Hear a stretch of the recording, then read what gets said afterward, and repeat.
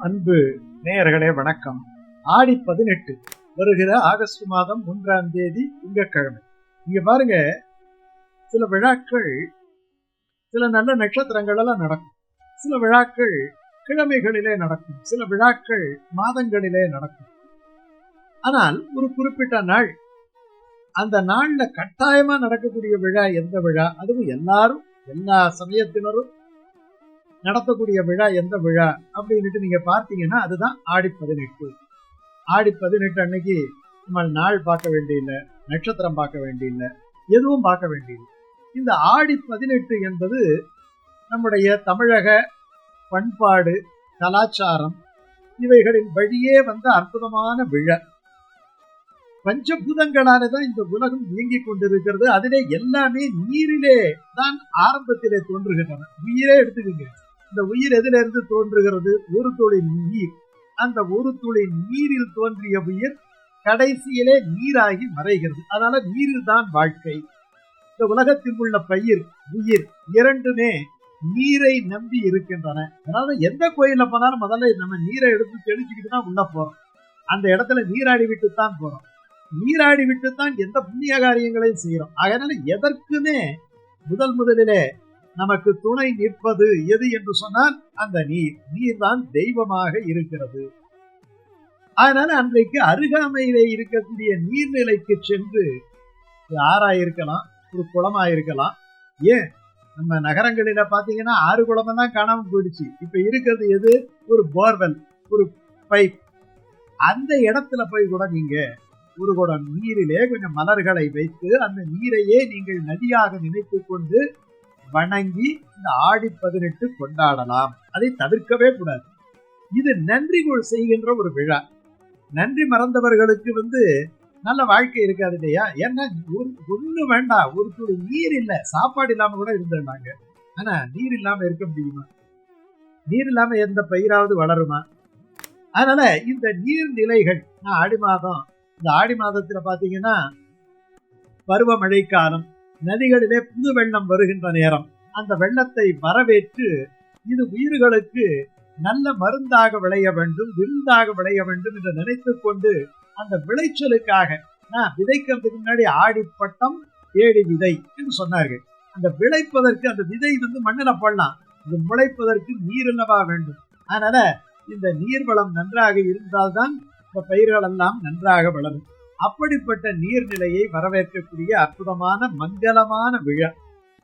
அந்த எல்லாரும் சேர்ந்து அந்த நீர்நிலைக்கு சென்று அங்கே விளக்கேற்றி வைத்து வாழை இலையை போட்டு படையல் போடுவார்கள்.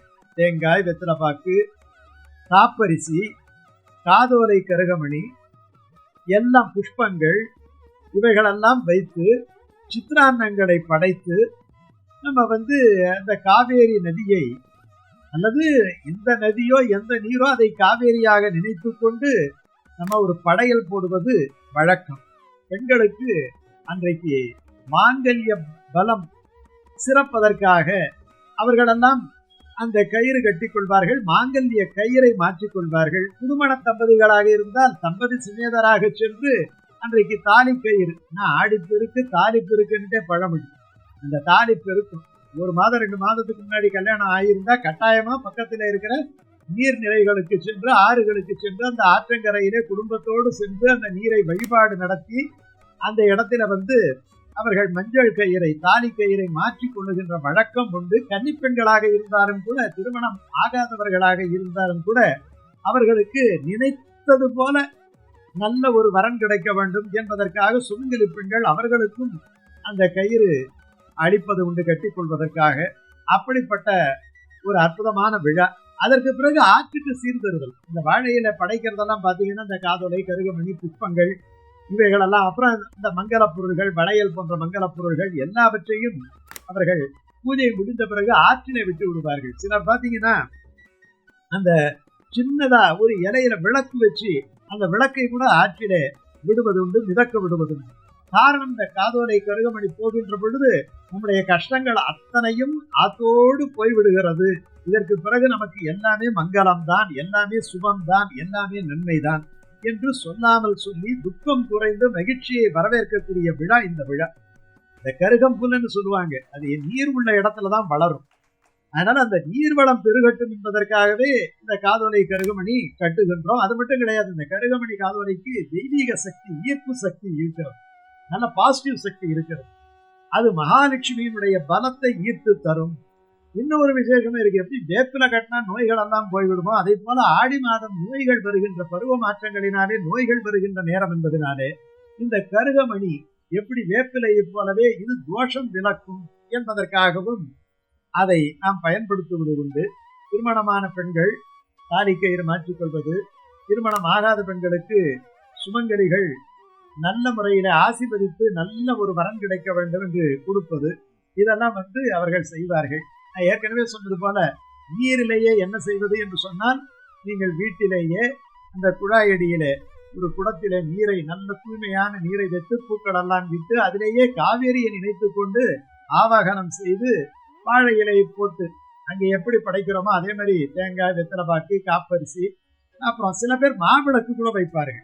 மாவிளக்கு கூட ஏற்றுவது உண்டு. நெய் தீபம், மாவிளக்கு வச்சு அதுல நெய் தீபம் போட்டு ஏற்றுவது உண்டு. அப்படி செய்வது என்பது மிக சிறப்பான விஷயம். இன்னும் கிராமத்தில எல்லாம் பாத்தீங்கன்னா, இந்த ஆடி 18க்கு சில நாட்களுக்கு முன்னாடியே முளைப்பாலிகை நவதானியத்தை விதைத்து அதை நல்லா பொசன்னு வளர்ந்துருக்கு.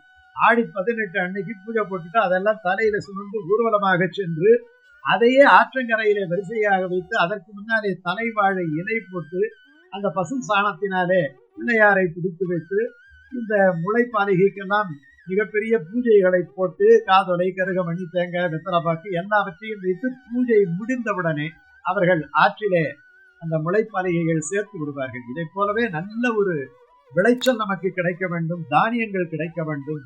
சில பேர் அம்மனை மணல்ல பிடித்து வைத்து வழிபாடு நடத்துவது உண்டு. அம்மா மண்டபத்துல பாத்தீங்கன்னா ரங்கநாதரே காவிரிக்கு சீர்தருகின்ற விழா.